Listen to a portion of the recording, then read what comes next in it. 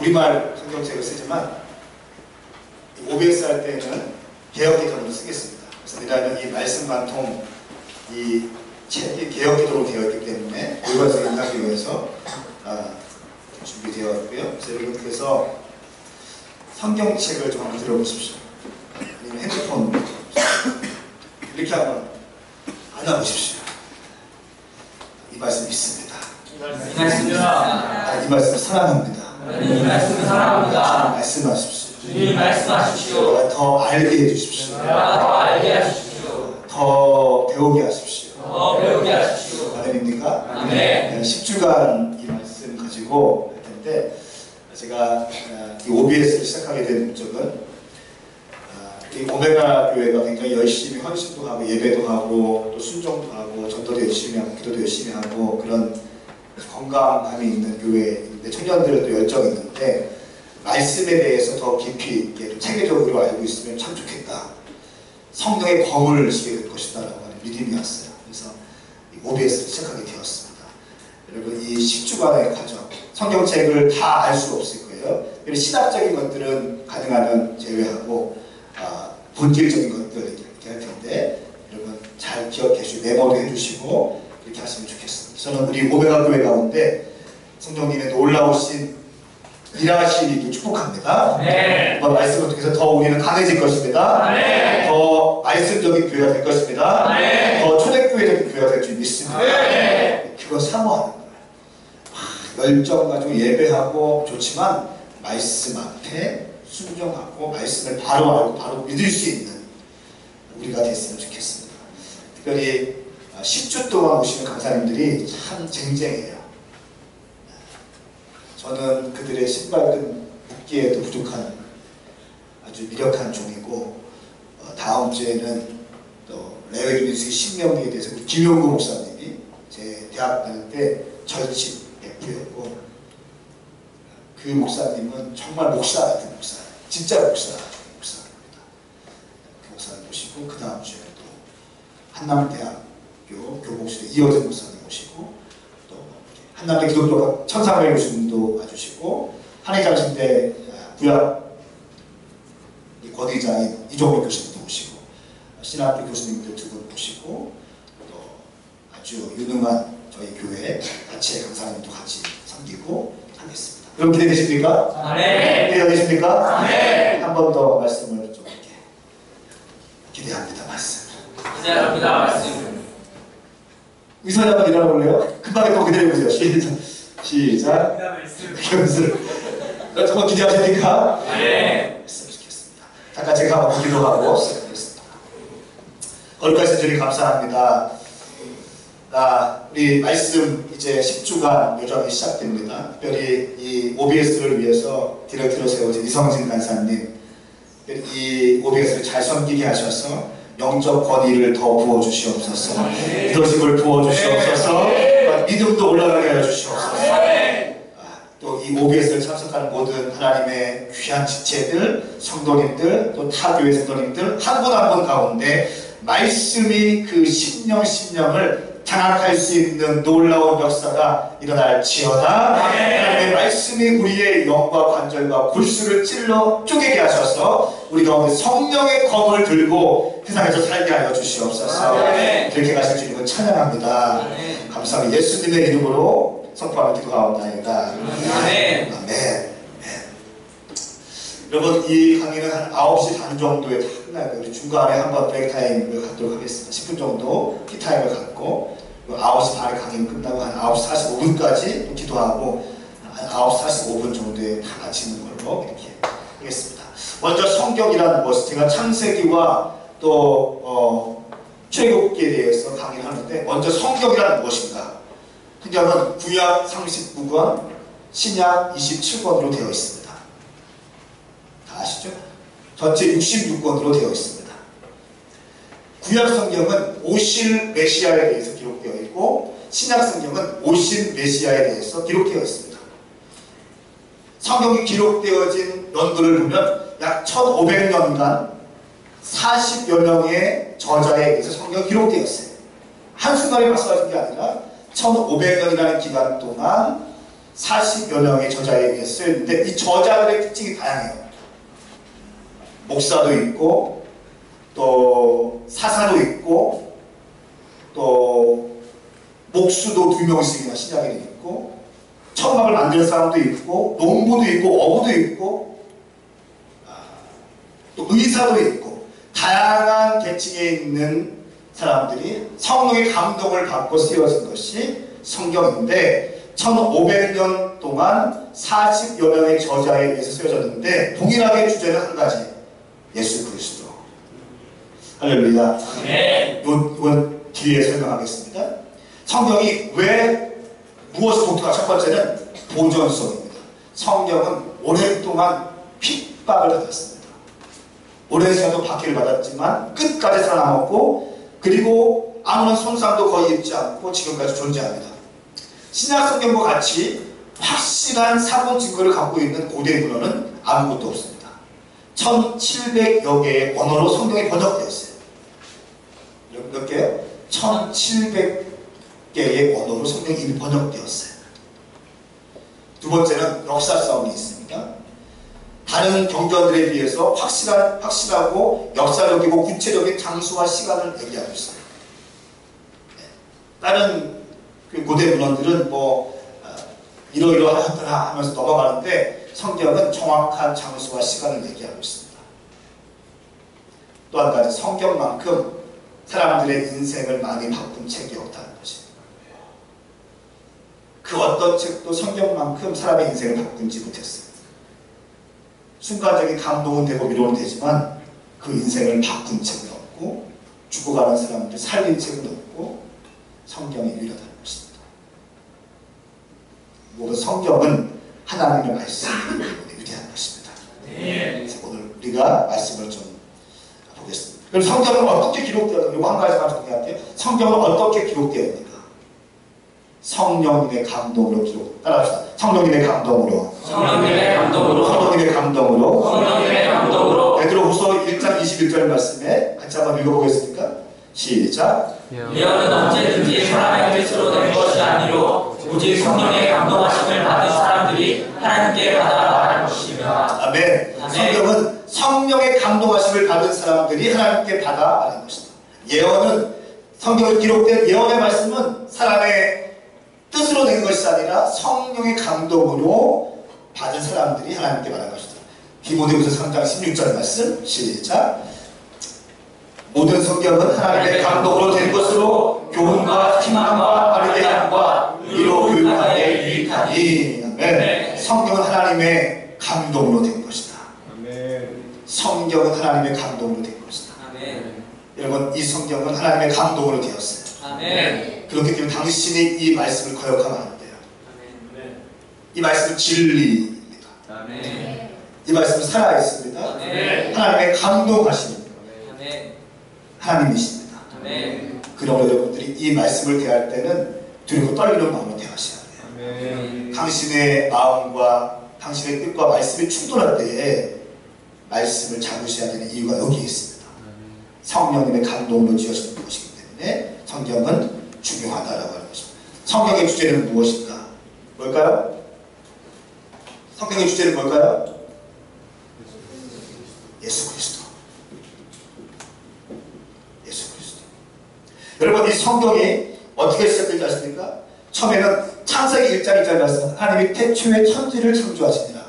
천지를 창조하시는데 이 하나님의 복음의 말씀이 예수님을 향해서 집중됩니다.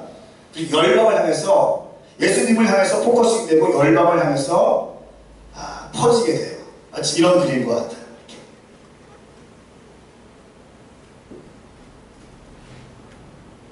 뭔가 기대가 되죠? 좋으니까. 됐다. 잘하고 있죠? 여러분, 저에서 기도해 주세요. 그러니까 실패하지 않도록 기도해 주세요. 강의할 수 있도록. 그래서 강의해야 돼.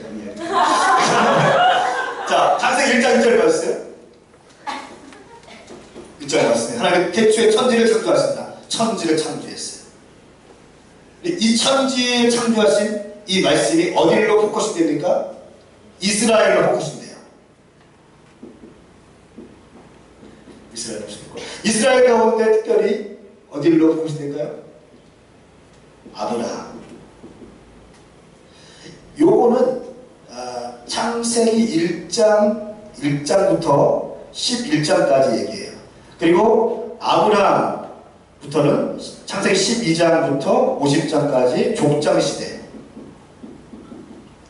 이게 창조 시대.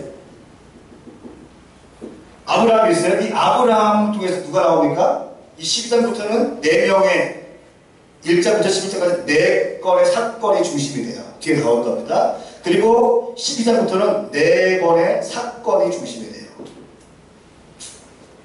4명의 사람이 왜? 아브라함, 이삭, 또 누구요? 야곱, 요셉. 요셉에게 몇 명의 아들이 있죠? 12명의 아들. 12명의 아들 가운데 르우벤, 시므온, 레위, 유다, 단, 납달리 쫙 있어요. 12명이 있어요. 근데 이 12명 가운데 누구한테 포커스 될까요? 유다. 왜 유다한테 포커스 될까요? 예수님이 어디서 나왔어요? 유다 지파 때문에. 할렐루야. 그 예수님께 포커싱 되었던 이 복음의 역사가, 성경의 기록의 역사가 다시 한번 확장되기 시작합니다. 예수님을 통해서 누가 만납니까? 12명의 제자. 12명의 제자가 있은 다음에 어떻게 됩니까? 교회가 초대교회라는 것이 생겨요. 초대교회가 생긴 다음에 모든 믿는 자들 생겨요. 그리고 지금 우리는 어디에 있을까요? 우리는 여기에 있는 거예요. 여기는 뭡니까? 모든 믿는 자들. 원래의 전세. 여기는 우리가 감당해야 돼요. 초대교회 12제자들이 이만큼 감당했어요. 초대교회를 일으켰어요. 초대교회를 통해서 놀라운 부흥의 역사, 전 세계 복음 뒤덮었어요. 그 다음에 우리가 해야 될 일, 모든 믿을 자들을 위해서 우리가 살아가야 된다. 할렐루야. 예수 믿게 하는 거예요. 그럼 복음은 창세기 1장 2장 천지를 창조하신 하나님의 말씀은 예수님께로 포커싱 되다가 다시 열방을 향해서 흘러가는 거예요. 성경의 역사예요. 여기가 구약, 올 테스트머니, 여기가 신약. 이해되시죠? 자, 그러면 구약 성경의 스토리를 제가 한번 써보겠습니다. 그럼 제가 나름대로 열심히 공부를 또 했어요. 이렇게 신경 낼 때 공부했더라면.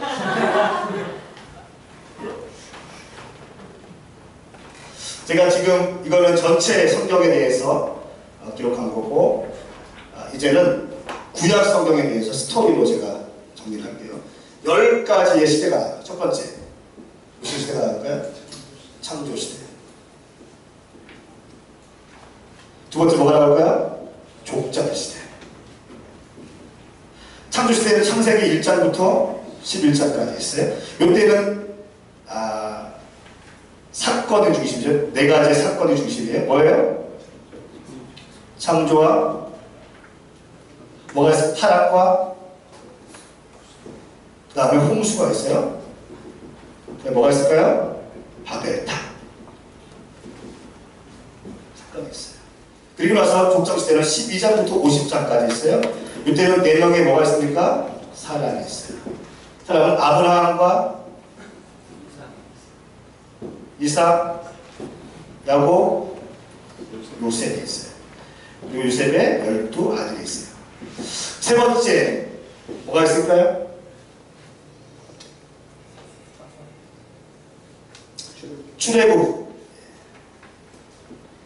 출애굽과 광야 시대가 있어요. 이때 핵심은 누굴까요? 모세라는 사람이에요. 40년간 광야에서 했습니다. 그 다음에 네 번째 뭐가 있을까요? 정복 시대가 있어요. 이때 18세는 누굴까요? 조슈아, 여호수아. 이 여호수아에서 보면 정복과 분배, 땅을 분배하는 것이 나옵니다. 그리고 나서 다섯 번째 뭐가 나올까요? 사사 시대가 나와요. 사사가 몇 명일까요? 성경은 잘 모르겠지만 12명으로 찍은데요. 12명. 12, 12, 다 예수님이 12 제자, 12지파, 12사사, 12제자, 12문다. 어쨌든 12, 10이라는 숫자가 아주 G12라고 하는 것도 있는데 이게 통치의 하나나라의 통치 시스템 가운데 중요한 원리예요. 그리고 예수님께서 하나님께서 12지파를 세우신 이유가 있고 12개 제자를 세접하신 이유가 있어요. 그리고 가룟 유다가 한 명 탈락했는데 굳이 마띠아를 끼워 넣으신 이유가 있어요. 그렇죠? 하나님께서 하시는 모든 일에는 우연이 없다. 따라서 하나님께서 하시는 일은 우연이 없다. 우연이 없다. 믿습니까? 믿습니까? 12명의 사자들. 처음에 사자가 누구죠? 온니엘 맞나요? 네 맞아요. 온니엘, 에훗, 삼갈, 기드온, 드보라 뚝뚝뚝뚝 하다가 입다가 있고 삼손이 있어요. 삼손은 어떤 사람이에요? 여자에 미친 사람이에요. 이 사람의 인생은 여자로 정리가 돼요. 세 명의 여인이 나와있어요. 모든 인생의 중요한 순간순간에 여자가 껴있어요. 전 선포합니다. 당신 형제들 가운데 삼손과 같이 되지 않게 축복합니다. 아멘. 그렇게 안녕하세요. 아멘. 사사시대의 사이클이 있어요. 사사시대의 사이클이 있는데 자 보십시오. 이스라엘 백성들이 타락합니다. 그럼 하나님 어떻게 하실까요? 어떻게 하세요? 주님께서 괜찮아 하세요? 아니요. 징계하세요. 징계하면 어떻게 돼? 때려 맞으면 어떻게 합니까? 살려주세요. 회개해요. 신학적인 용어로 회개. 그 다음에 회개하면 주님께서 어떻게 하세요? 의로우신 주님께서 어떻게 하십니까? 구원.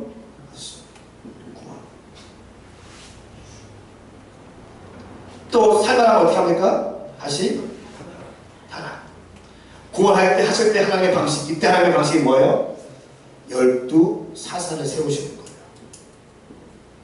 어떤 조직이 아니고 시스템이 아니고 하나님께서 그 순간 어떤 사람을 싹 세우시는 거예요. 수면 위에. 입다와 같은 사람은 굉장히 어려운 사람인데 그 사람을 세우시는 거예요. 이스라엘을 보호하시 살리기 위해서 순간적으로 세우시는 거예요.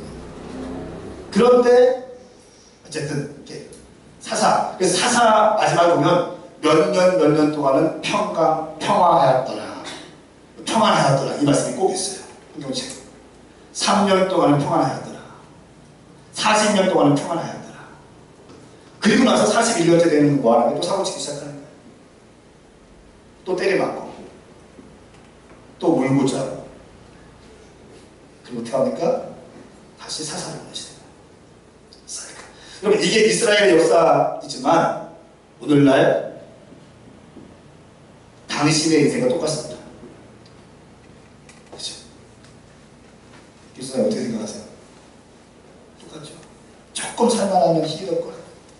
나 앨범 냈다. 아이고 하다가 또 조금 오버하다가 또 맞으면 어떻게 합니까? 정신 차려야지. 내가 주님한테 바로 쳐야지. 회개하고 또 주님께서 어떻게 하십니까? 용서해 주시고 또 인간이라는 게 그래요. 약해져요. 또 사고치기 시작. 타락하고 이게 우리 인생. 그러니까 질문. 당신은 여기 어디 있습니까? 당신의 시즌은 어디에? 여기에요. 여기 어디에?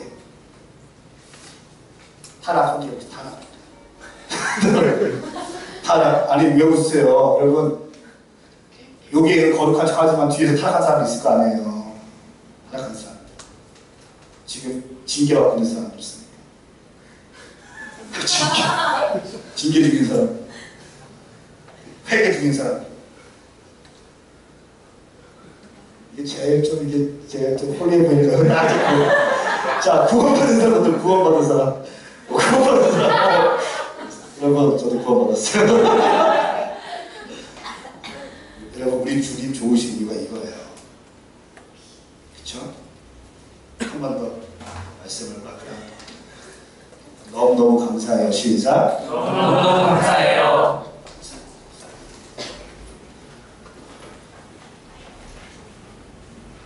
재밌죠? 네. 제가 좀 자신감을 갖고 있어요. 자, 그 다음에 하나 시작이 됐어요. 그 다음에 이스라엘 백성들이 뭘 요구합니까? 우리도 이제 사사 말고 왕 주세요, 왕. 강력한 왕권 통치 좀 해주세요. 뭐예요? 통일 왕국 시대. 통일 시대. 통일 뭐라고 했어요? 통일? 네, 통일 왕국 시대가 됐어요. 이때 사무엘에게 이스라엘 백성들이 요구합니다. 우리도 왕을 주세요. 하나님께서 왕을 주신 사람이 누구예요? 첫 번째 왕이 사울. 두 번째가 다윗. 세 번째가 솔로몬.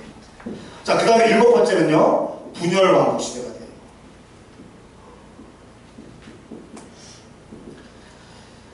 솔로몬의 아들인 르호보암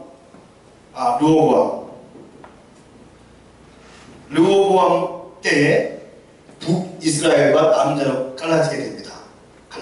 이스라엘이 갈라지게 돼요. 그래서 북이스라엘은 여로보암, 남유다에는 누구예요? 르호보암. 북이스라엘은 누구한테 망합니까? 아수르한테 망해요. 남유다는 누구한테 망합니까? 바벨론에게 망해요. 바벨론에 망했던 이 이스라엘 백성들이 바벨론 포로로 끌려나오죠. 그 다음에 뭐예요? 포로 시대. 포로 시대 때 성경의 말씀 가운데 키 말씀들이 에스겔, 다니엘 이런 사람들이 포로 시대에 바벨론 포로 하에 있던 사람들이에요. 이 사람들이 이렇게 했어요. 그리고 나서 그런데 이 포로 있는데 바벨론이 이스라엘을 먹고 있던 바벨론이 이 나라가 누구한테 망합니까? 페르시아,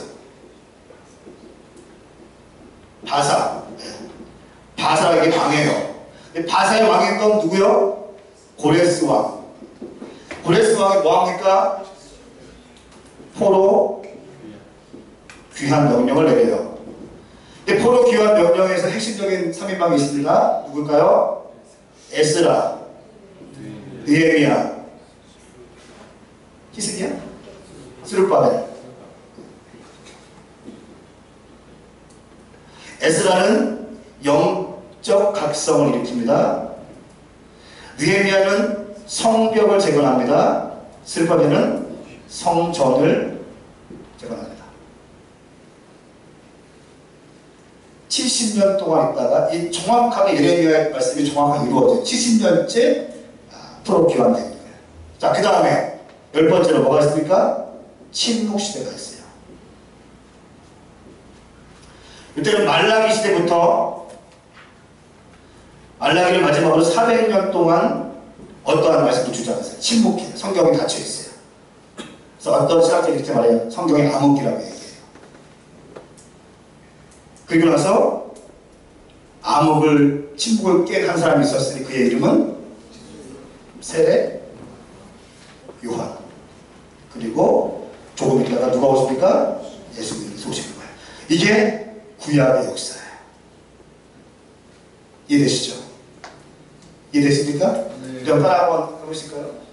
자, 시작. 창조시대, 국정시대, 출애굽 광야시대, 정복시대, 사사시대, 통일왕국시대, 분열왕국시대, 포로시대, 포로 귀환시대, 침묵시대. 한 번 더 왜 착하냐면 여러분 그거 아시는 OBS 마지막에 시험 볼까 안 볼까요?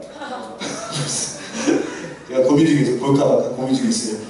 어쨌든 이만큼 배우는 거 확실하게 할렐루야. 네. 확실하게 배우셔야 돼요. 항상 시작. 강조시대, 국정시대, 출애굽 광야시대, 정복시대, 사사시대, 통일왕국시대, 무결왕국시대, 포로시대, 포로교환시대, 침묵시대. 네, 제가 중간에 지울 거예요. 자, 지울 겁니다. 요거 알고 있으면 흐름이 쫙 잡혀요. 자,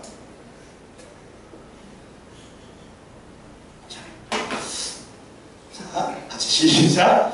창조시대, 독장시대, 수레국 광야시대, 정복시대, 사사시대, 통일왕국시대, 문일왕국시대, 포로시대, 포로기환시대, 네, 잘했어요.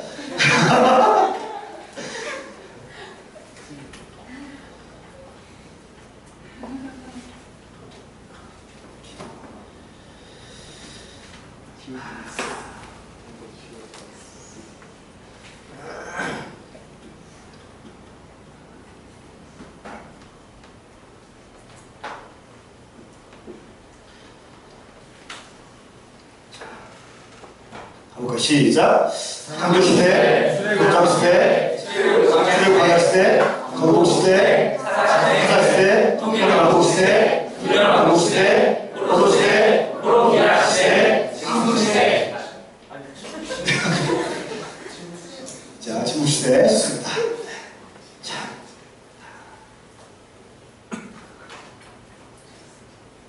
자, 우리 오메가인들의 머리를 믿습니다. 여러분 시킬지도 모른다면 명심하십시오. 시작. 창조시대. 절 보세요. 절 보세요. 시작. 창조시대, 독장시대, 수레국 광야시대, 정복시대, 사사시대, 통일왕국시대, 무결왕국시대, 포로시대, 포로기환시대, 침묵시대. 네.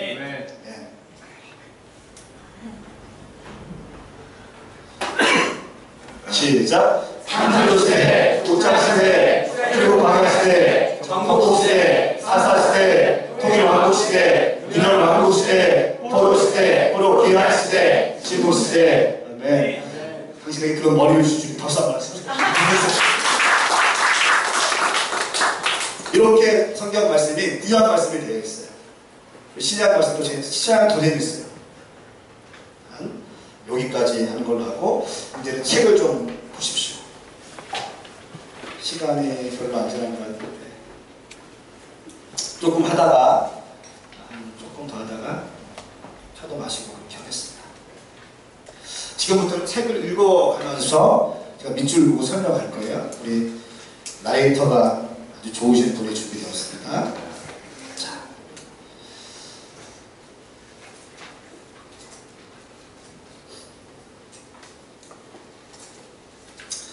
한 가지 기억할 것은 창세기를 크게 1장에서 11장까지 나와 있어요. 그리고 12장부터 50장까지 되어 있어요. 요 1장부터 11장까지 뭐가 중심이에요? 네 가지 사건. 이게 뭐예요? 창조, 타락, 홍수, 바벨탑. 여기 12장 50장에 뭐가 중심이에요? 네 가지 사람. 아브라함, 이삭, 야곱, 요셉, 그리고 12명의 아들이다. 자, 우리 한번 가십시다. 우리 전사님이 좀 읽어주세요. 시작. 창세기의 히브리어 명칭은 1장 1절에 태초에라는 단어를 그대로 사용했습니다. 히브리어로 태초에는 베레시트입니다.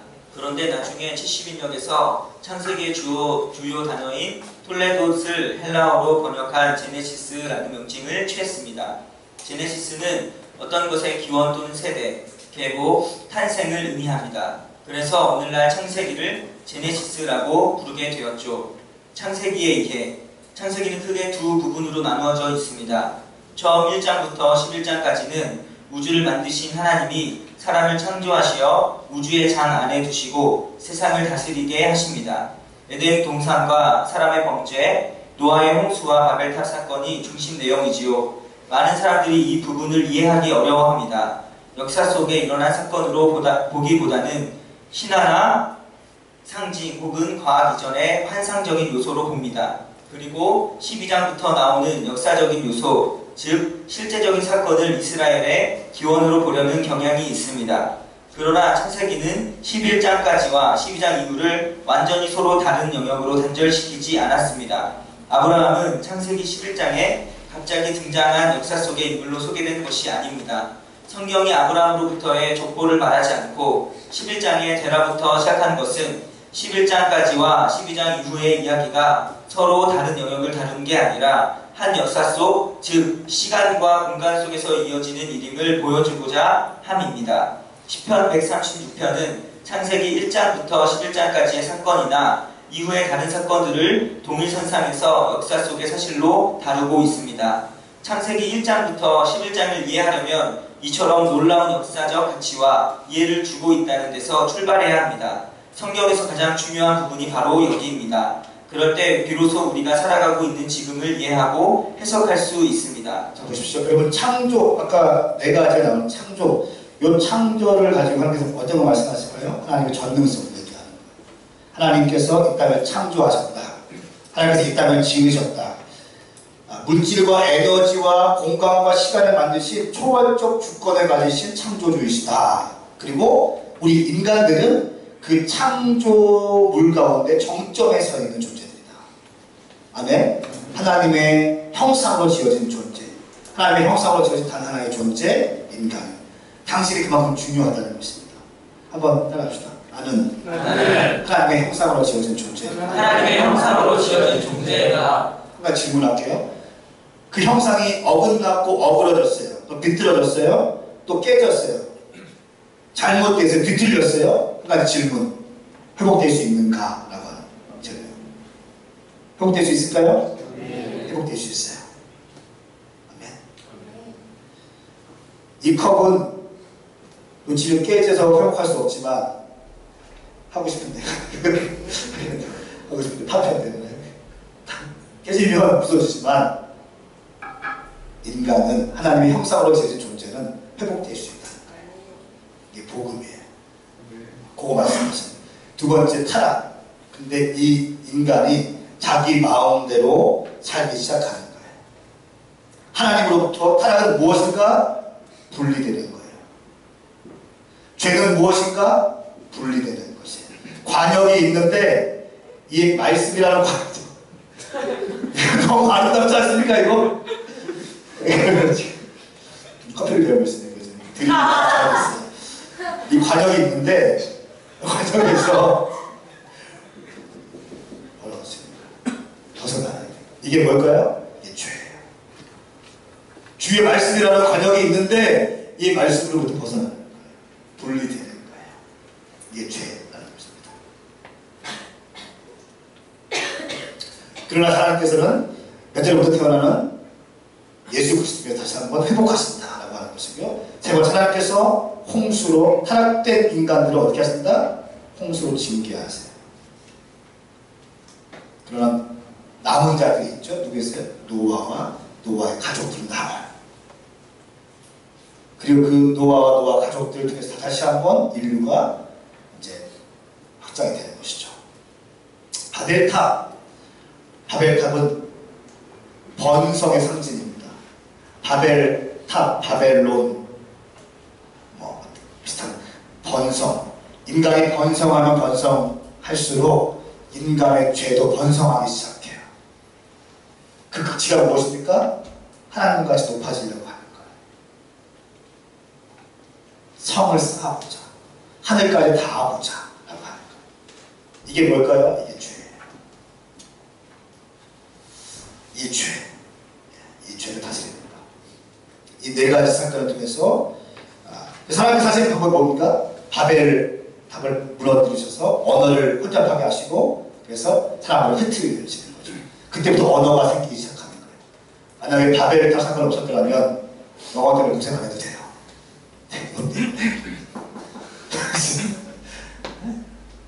전 세계 언어가 하나였는데 롯데 흩어지는 바람에 언어가 다 생기기 시작했어요. 어쨌든 여기까지 창세기 1장 1절부터 11장까지가 보니까 2000년의 기간을 다루고 있어요. 2000년의 기간. 여기까지가 시간상으로 2000년. 그리고 여기까지 10장부터 50장까지 4명의 사람들 해서 300년. 300년. 2000년, 300년. 그리고 창세기 전체 시간이 전체 성경의 시간보다 더 많은 시간을 포기했어요. 그만큼 창세기는 중요한 책이라는 것입니다. 자, 그 다음 계속 읽어나갑시다. 기원의 책, 시작. 창세기는 기원의 책입니다. 하나님께서 창조하심으로 이 세상의 모든 것의 시작이 이루어진 것을 설명하고 있지요. 히브리서 11장 3절에 믿음으로 모든 세계가 하나님의 말씀으로 지어진 줄을 우리가 아나니 라고 말하는 것처럼 빛이나 식물이나 동물이나 사람 모든 것의 시작을 창세기에 기록하고 있습니다. 특별히 11장까지는 인류의 시작을, 12장부터는 히브리 민족의 시작을 이야기합니다. 1장은 남자와 여자의 시작, 3장은 죄의 시작, 4장은 가족의 시작인 동시에 가인이 아들의 이름을 따서 부른 에녹이라는 도시의 시작, 또 10장은 노아의 세 아들들이 흩어져 사는 것을 설명하면서 최초의 70종족의 이름을 언급합니다. 또 11장에서는 바벨탑 사건을 다루며 이 땅의 언어들의 시작을 말해줍니다. 그런가 하면 12장부터는 히브리 민족의 시작과 형성 과정을 설명하고 있지요. 처음에 아브라함으로 시작해서 이삭과 야곱, 요셉으로 이어지며 히브리 민족으로 또 12지파로 형성된 것을 설명합니다. 분리의 책, 또한 창세기는 분리의 책이라고 말할 수 있습니다. 1장은 빛과 어둠, 물과 물이 나뉘고 그 사이에 궁창이라는 공간이 생긴 것을 언급합니다. 또 3장은 사람이 하나님으로부터 분리된 것도 설명합니다. 10장에서 천하가 둘로 나뉘었다고 하는데 이는 셈의 자손인 에벨의 두 아들 벨렉과 욕단 두 형제가 동서로 헤어진 것을 말합니다. 이 일은 역대상 1장 19절에서도 언급되며 특히 주목할 만한 사건입니다. 또 11장에서는 바벨탑으로 인해 언어가 나뉘면서 모든 사람들이 언어별, 족속별로 사방으로 흩어집니다. 그리고 13장부터는 아브라함과 롯, 이삭과 이스마엘, 또 야곱과 에서가 나뉘는 것을 설명합니다. 네, 여러분 여기에서 아브라함이 하나님께 부르심받은 때가 몇 장인가요? 창세기 12장. 12장 이 사람들마다 다 이제 중요한 그 카이로스의 타이밍이 있는데 12장이고 그 다음에 아브라함이 독자 이삭을 바쳤던 믿음의 행보로 걸어갔던 그리고 그로 인해서 열국의 아비라고 칭함받는 그 아주 축복받는 절정의 테스트 현장 이삭 독자 이삭을 바치라고 했던 장이 어떨까요? 창세기 22장 23장에 사라가 죽습니다. 24장에 누가 결혼할까요? 이삭이 결혼해요. 25장에 아브라함이 죽습니다. 중요한 포인트 22장, 12장. 자, 이삭은 어떤 게 중요할까요? 하나님께서 아브라함과 영적 고리가 되는 이삭에게 언약을 세우시고 또 야곱에게 어떤 게 있습니까? 야곱은 12명의 아들이 생겨요. 물론 32장 말씀, 32장에서 하나님의 얼굴을 보는 놀라운 역사를 처음 하죠. 자, 12명의 아들의 이름 다 좀 아실까요, 여러분? 자, 한번 누가 아세요? 르우벤, 시몬, 맞아요? 레위, 유다, 단, 맞죠? 압달리, 갓, 아셀, 맞나요? 네? 이사갈, 스불론,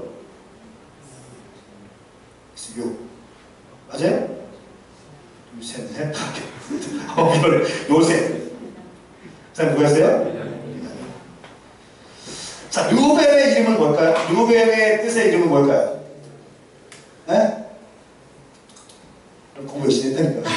보라 아들이다. 이 르우벤은 그냥 레아를 통해서 난 처벌이지 않은데. 그래서 레아가 사랑받지 못한 여인이었는데 아들을 낳았어요. 그래서 르우벤에서 불안하다. 시므온은 무슨 뜻일까요? 시므온. 시므온. 들으심. 레위는 연합. 유다는 찬송하리로다. 이런 뜻이에요. 어쨌든 이렇게 돼서 이 유다를 통해서 누가 나오십니까? 예수님이 나오셨습니다. 중요합니다.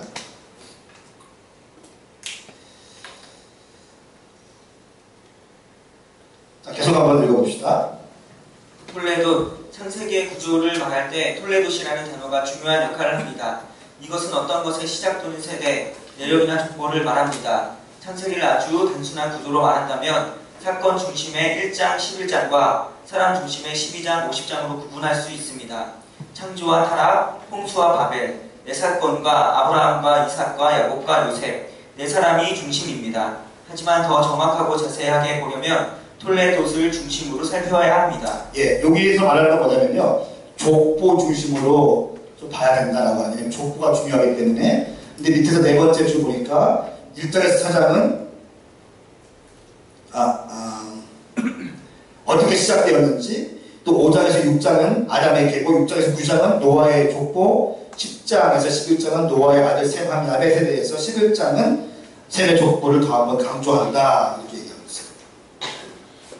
그리고 11장부터 25장 전체는 베라의 족보를 얘기하면서 아브라함의 시작이 바로 이 베라로부터 시작되었다 라고 하는 것을 다시 한번 얘기하고 있고요. 25장에는 이스마엘의 족보, 또 이삭의 족보가 같이 나옵니다. 36장에 에서의 족보가 나오고 있고, 37장에서 50장은 야곱의 족보를 얘기하고 있다. 예.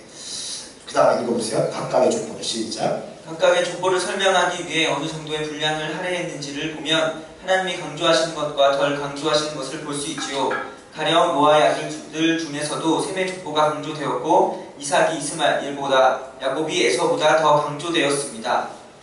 아브라함과 이삭과 야곱의 하나님, 창세기는 종종 하나님을 아브라함과 이삭과 야곱의 하나님으로 소개합니다. 이 세 사람을 통해서 삼위일체의 하나님을 볼 수 있습니다. 아브라함을 통해서 성부 아버지 하나님, 이삭을 통해서 성자 하나님 예수 그리스도, 야곱을 통해서 성령 하나님을 살펴볼 수 있지요. 또한 그 역할도 알 수 있습니다. 아브라함을 통해서 성부 하나님의 비전과 개척, 이삭을 통해서 성자 예수 그리스도의 희생과 순종, 그리고 하나님과의 교제, 야곱을 통해서 성령 하나님이 우리의 삶을 인도하시고 연단을 통해서 다루시는 모습을 보여줍니다. 네, 그리고 아브라함의 믿음에 대해서 설명이 쫙 되어 있고요. 자, 그리고 언약의 하나님에 대해서 좀 읽어봅시다. 우리는 창세기에서 하나님께서 어떻게 언약을 세우시고 그것을 사람을 통해서 성취해 가시는지 알 수 있습니다. 아브라함과의 언약, 아들 이삭과의 언약, 그 아들 야곱과의 언약, 그리고 그 언약을 야곱의 12명의 아들을 통해 어떻게 성취하시는지 볼 수 있습니다. 이들에게 하신 하나님의 언약은 세 가지입니다. 첫째는 땅에 대한 약속입니다. 가나안 땅을 유업으로 주신다고 하셨습니다. 둘째는 자손에 대한 약속입니다. 셋째는 그 자손으로 말미암아 열방이 복을 받게 될 것을 약속하셨지요. 하나님은 그 언약을 아브라함에게 하시고 이스라엘이 아닌 이삭에게, 에서가 아닌 야곱에게 하셨습니다. 또 야곱의 12아들에게 하셨지요. 출애굽기 19장 5절 6절에서는 너희가 제사장 나라가 될 것이라 라고 하시며 이스라엘 나라 전체에게 약속하셨습니다. 그리고 그 약속은 신약의 교회로 이어집니다. 사도행전 1장 8절에 오직 성령이 너희에게 임하시며 너희가 권능을 받고 예루살렘과 온 유대와 사마리아와 땅끝까지 이르러 내 증인이 되리라. 마태복음 28장 19절에는 너희는 가서 모든 민족을 제자로 삼으라 라고 하셨습니다. 하나님은 약속에 신실하십니다. 또한 그분은 전능하십니다. 하나님께서 아브라함과 이삭과 야곱에게 하신 언약은 570년 후에 성취되었지요. 히브리서 6장 11절 12절에 우리가 간절히 원하는 것은 너희가 각 사람이 동일한 부지런함을 나타내어 끝까지 소망의 풍성함을 이르러 게으르지 아니하고 믿음과 오래 참음으로 말미암아 약속들을 기업으로 받는 자들을 본받는 자 되게 하려는 것이니라. 하신같이 약속을 성취하는 길은 부지런함과 믿음과 오래 참음입니다. 밑줄 한번 보시면 약속을 성취하는 길은 부지런함과 믿음과 오래 참음입니다. 여러분 이 책에 있는 히브리서 6장 11절 10절 말씀 같이 한번 읽어보겠습니다. 시작. 우리가 간절히 원하는 것은 너희 각 사람이 동일한 부지런함으로 나타내어 끝까지 소망의 풍성함에 이르지 아니하고 믿음과 오래 참음과 말미암아 약속들을 기업으로 받는 자에게 하는 것이다. 아멘. 여러분, 이 약속을 성취하는 방법, 첫 번째 부지런하다. 아멘. 두 번째 믿음. 아멘. 세 번째 오래 참는 거예요. 여러분, 게으르지 않게 축복합니다. 부지런히 하셔야 돼요. 제가 우리 인턴들 마리아를 너무너무 사랑하는데 학교에서 공부 열심히 하셔야 돼요. 앞자리에 앉으셔야 돼요. 한남대에서 점수가 우리 녹이는 사람 다 탑이 돼야 돼. 성미야. 네가 탑이 되면, 수석이 되면 그냥 부흥돼. 내가 왜 부흥돼? 국회 형제가 꽈톱이 되면 대전신학교 학생도 대부분 일로 올걸? 의선아, 네가 열심히 공부해서 좋은 성적 올리면 교회 이미지가 그만큼 좋아지는 거예요. 전도지선 악한 것도 너무 중요한데 그보다 더 효과가 있을 거예요. 아멘? 열심히 부지런히 하셔야 돼요. 두 번째 뭐예요? 믿음이 있어야 돼요. 언약에 대한 절대 믿음이 있어야 돼요. 따라서 절대 믿음은 절대 결과입니다. 절대 믿음은 절대 결과입니다. 오래 참음입니다. 끝까지 인내하셔야 돼요. 쉬 뜨거워졌다가 쉬 식어지만 한 문짝에도 쓸데가 없어요. 금방 뜨거웠다 금방 식을 아무 쓸데가 없어요. 끝까지 가는 거예요. 한번 칼을 뺐으면 뭐 찔러야 돼요. 한번 교회를 시작했으면 뭔가 하나님께 과도하게 헌신해야 되는 거예요. 아멘. 한번 사역자가 되기로 결심했으면 하나님께 삶을 들여버리는 거예요. 아멘. 한번 인턴으로 왔고 마리아로 오고 한번 성도가 돼서 예수 믿기로 결정했으면 최선을 다해 달려가는 거예요. 올인하는 거예요. 그러면 그 언약의 말씀 성취된다는 거예요. 아멘입니까? 아멘. 이 말씀. 근데 말씀 보니까 출애굽기 19장 5절 6절 말씀에 이런 말씀입니다. 너희는 제사장 나라가 될 것이다 라고 하시는 이스라엘 나라의 전체에 약속하십니다. 근데 이 너희가 누굴까요? 출애굽할 때 이스라엘 백성들인데 특히 어떤 백성들이에요? 어린 양의 피로 문지방과 문설주의 피를 바른 사람들. 그래서 출애굽하고 그 하나님의 칼날이 전 애굽을 휩쓸고 있을 때 어린 양의 보혈의 피가 문지방과 문설주의 그 발리우즈 지붕을 통과했거든요.